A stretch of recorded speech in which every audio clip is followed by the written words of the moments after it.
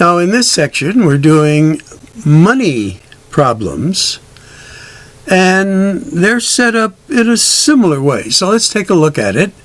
Again, read and pause. Now when Raphael emptied his pockets, he found he had this much money. Okay. Now they were in quarters and they were in nickels. Now a thing to remember about quarters, they're worth 25 cents. And nickels are worth 5 cents. So as we continue to read, it says he had 8 more quarters than nickels.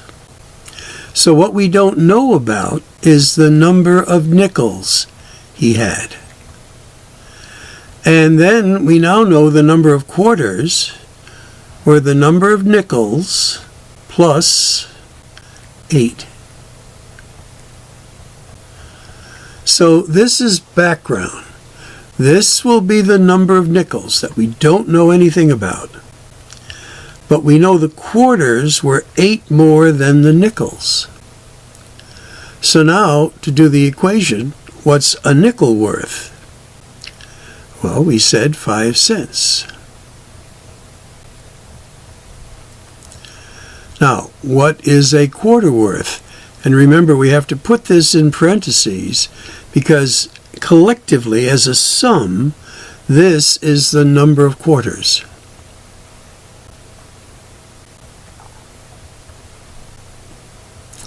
And we said when we had the number of nickels times 5 and the number of quarters times 25, we ended up with a total of 350. So this is equation for this first problem. Sort of an easy one, but a good model to follow. Okay, number 2, read and pause. So I noticed I was cutting things off a little bit here, so I moved it over. All right, read and pause for number 2. Now here we know we have a number of nickels, and now we have a number of dimes. But we have to just use one letter. All right. So the number of nickels is n. But the number of dimes, which will be what we're working on here, is 2 more than twice the number of nickels. So twice the number of nickels plus 2 more. This is a sum. This will be our number of dimes. This is our number of nickels. So what are the nickels worth? Again, 5 cents. And what are dimes worth? In this case, they're 10 cents. But this is the total number of dimes. It's 2 more than twice the number of nickels. And we must use a parenthesis to have it as a sum. And all that is worth 270. Again, multiply everything by 100 to get rid of all the decimals. And notice when you end up with this, you're going to know the number of nickels. But what they are asking is how many dimes. So if there are 6 nickels, for instance, then it would be 2 times 6 is 12 plus 14.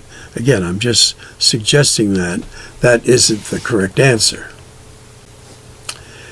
Okay, for number 3, read and pause. Now, here's a case where $1 bills doesn't translate to a letter very well. So we'll use X for the $1 bills. Now, the other kind of bill he has is $5 bills.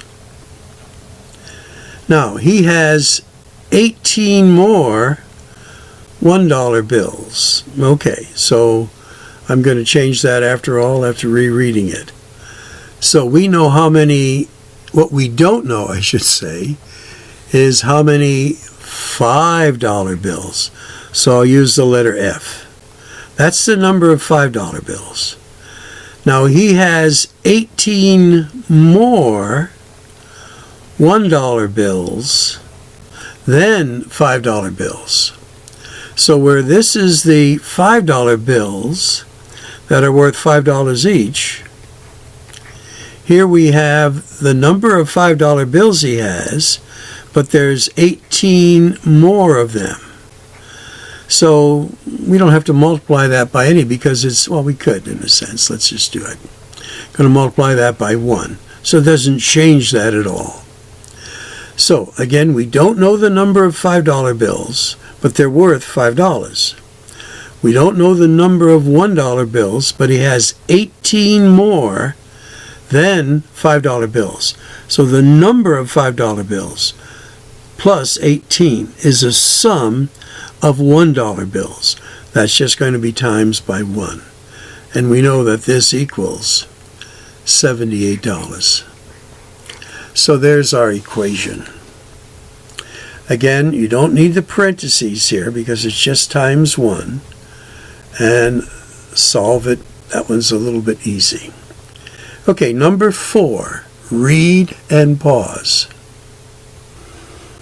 Okay, now as we develop a pattern here, I'm going to pause and read, or read and pause, 4 and 5, and I've put up some hints here. Let's see how you do. Okay, for this one, we know the number of 50s. We don't know the number of 20s. But we know there's 16 more 20s than 50s. So this now is the number of 20s that are worth $20 each.